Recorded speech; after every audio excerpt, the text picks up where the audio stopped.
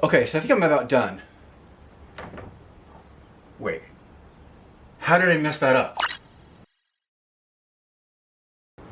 I've needed some custom garage cabinets for a long time to manage the mess that I have here, especially since it has turned into a makerspace over the last 5 years.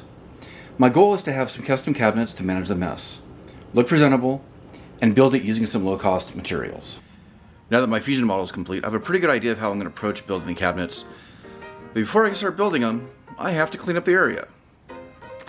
This area. So let me get started with that. Enjoy the funny time lapse.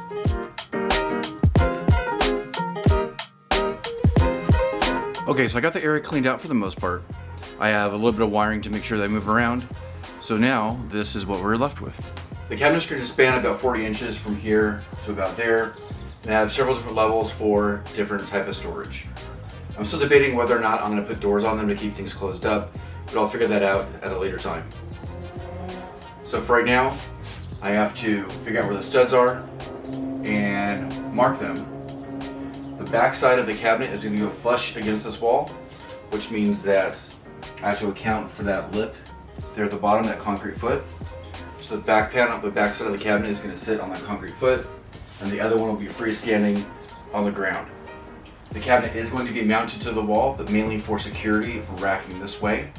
It's not really going to be carrying any of the weight because the weight will be translated into the feet, making contact with the floor. So it will not be freestanding, but it'll be secured to the wall for stability purposes. So let me figure out where the studs are. I'll mark those and I can start cutting some of the lumber I'm using.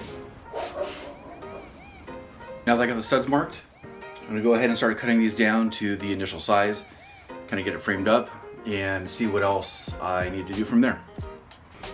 For the construction of the cabinet, I'm trying to use a little bit more low-cost materials, especially because the cost of materials is really high right now.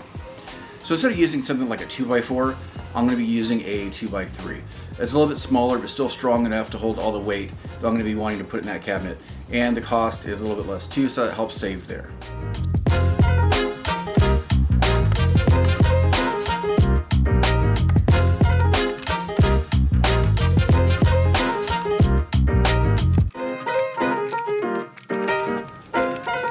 For the main structure of the cabinet, I'm going to mainly use half-lap joints for the construction. The half-lap joints should keep everything square, they're a strong joint, and should cut down on the bulky looking appearance that butt joints usually have. It's not perfectly smooth, I can smooth that out more, but because of the type of project this is, that is going to be good enough. And the half-lap should fit just fine. I just have about 2 more to cut down there. With all the half-laps cut, it's really easy to know exactly where your cross pieces go. Butt joints can work in a lot of situations, but the half lap is kind of nice, registers in place. And with all these, it should be fairly square, I'm hoping. These aren't necessarily precision cuts, but for this project it doesn't need to be. It's not a fine piece of furniture where those cuts would actually mean a lot for the appearance, and all that's going to get covered up. So really this is just about making my life easier, attaching things and keeping things square. So let's go ahead and start setting up the garage. I have one of the braces against the wall already, and I just want to show how I'm anchoring these. I'm using these drywall anchors, which is stupid they won't focus, to screw into the wall, and the wood's going to attach into these. All the weight that the cabinet's going to be carrying is going to be directed straight into the ground because it is sitting on the ground. It is not a freestanding cabinet, it's not cantilevered, any of those things, but I do have it anchored here. I live in California, so things do tend to shake from time to time, so I want to make sure that it's secure against the wall using these.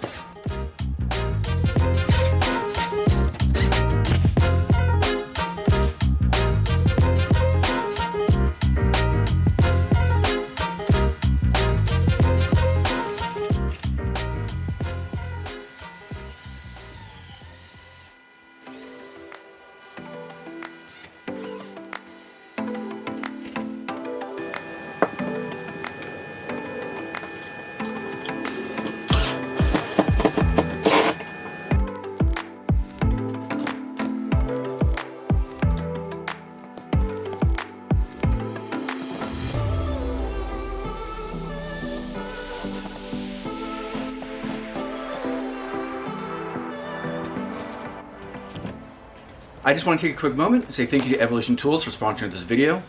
They sent me out their Evolution R185 CCSX track saw to use for this project.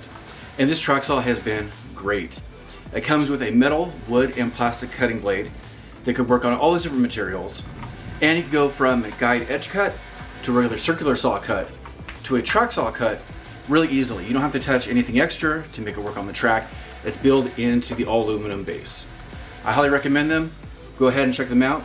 I have a link in the description to go to their store. That also helps out the channel.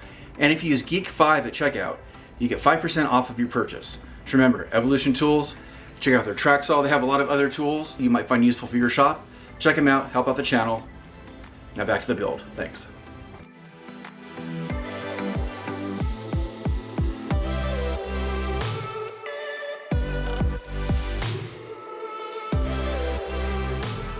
To skin the cabinet, because I wanted to have an outer shell, not just be plain shelves, I'm going to be using a really thin material called Luan. It looks like this. It's about 1/8 of an inch thick. It is very pliable and flexible, especially when you get it in a 4x8 sheet, but it'll look really nice when it's stained, and I think should be a nice centerpiece here in the garage. I don't usually build shop furniture for show, but because it is such a large piece, I want it to be presentable here in the garage, and especially because it's going to be probably in the background of a lot of shots for all the filming that I do in here, right over there. This project, like most projects that a lot of you know, is taking a lot longer than I had anticipated, but I'm hoping I can get most of it done today. So let me get those panels up, and I can start building the overhead cabinet.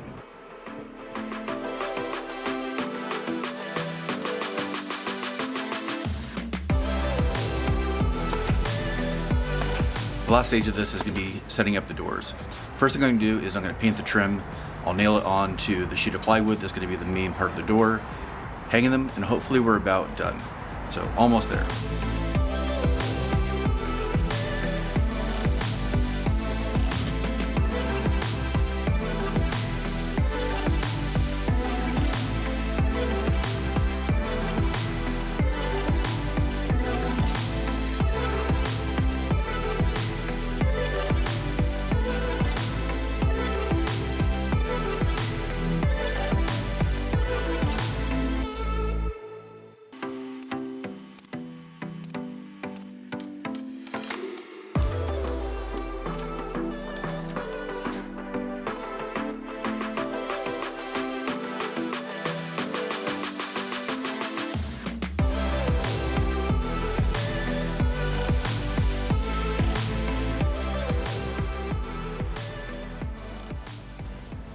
So everything's put together and the build is done.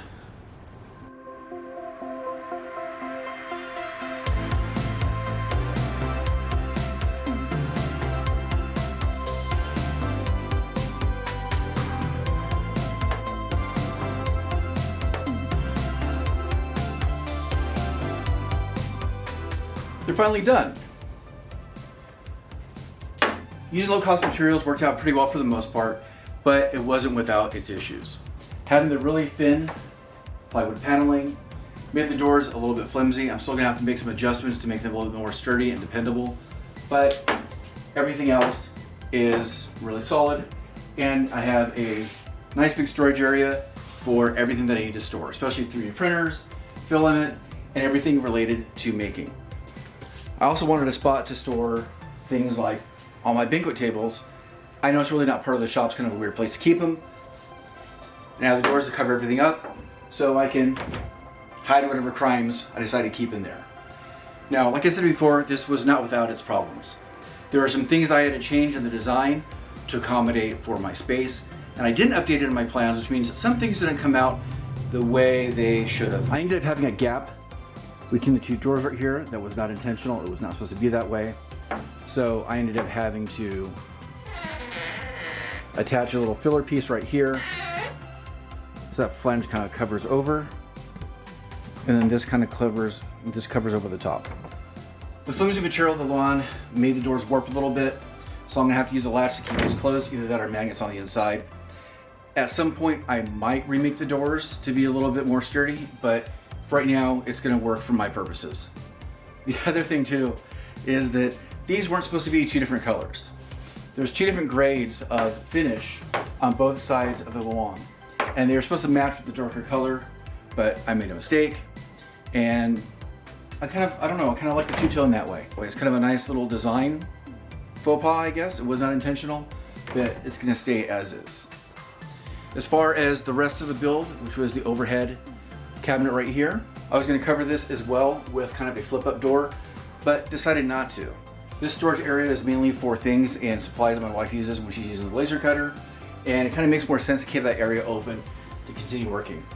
At a later time, I'm also gonna be putting a French cleat right here, so we can keep tools and other things that are used on a regular basis, knives, cutters, pencils, stuff like that. But this area is just about complete. So that brings this build in this video to a close. I still have a lot more work to do in the garage. I still want to build a lot more cabinets and storage solutions for what else I have going on in here, which might be a video at a later time. So thank you if you made it this far in the video. If you'd like to help support the channel, we have a Patreon at patreon.com/geekbuilders. We have some different tiered rewards. That's one way of helping out the channel. We also have a shop at geekbuilders.net with t-shirts and other Geek Builders themed merchandise for you to check out, which is a second way to help the channel, as do your views. I really appreciate you being here. We have a lot of videos in our back catalog, and I think you might find something you like. So in the meantime, don't forget to design, make, and play. And I have to get started on the next video. On to the next one.